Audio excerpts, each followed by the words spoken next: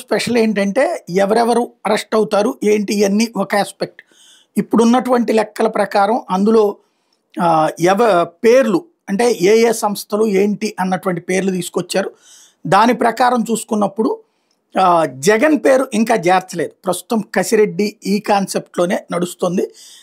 తాజాగా ఉన్నటువంటి ఈ లెక్కల్లో చూసుకున్నప్పుడు A1గా కసిరెడ్డి, A2గా దొంతిరెడ్డి వాసుదేవరెడ్డి, A3గా దొడ్డ వెంకట సత్యప్రసాద్ చిన్నరెడ్డి అన్న కుమారుడట పెద్దిరెడ్డి మిథున్ రెడ్డి, అట్లాగే వేణుంబాక విజయసాయిరెడ్డి A5 కిందన పెట్టారు.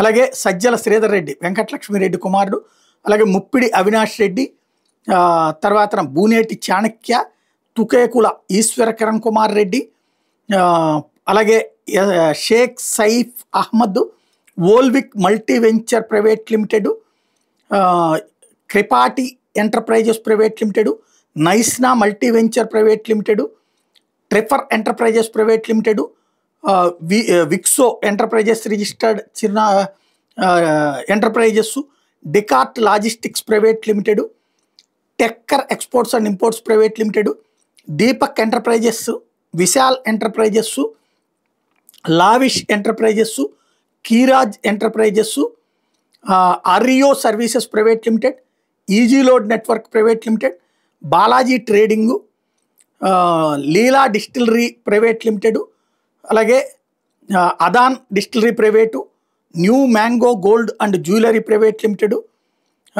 Ruchita jewellery, Malishma gold and jewellery తో పాటు ఇతరులు అన్నటువంటిది ఇందులో పెట్టుకొచ్చినటువంటిది. ఓవరాల్గా ఇందులో జగన్ పేరు ఇంకా మెన్షన్ చేయలేదు. వీళ్ళని విచారణ తర్వాత జగన్ పేరు చెప్పారన్నటువంటి పాయింట్ దగ్గరికి తీసుకెళ్తారో చూడాలి.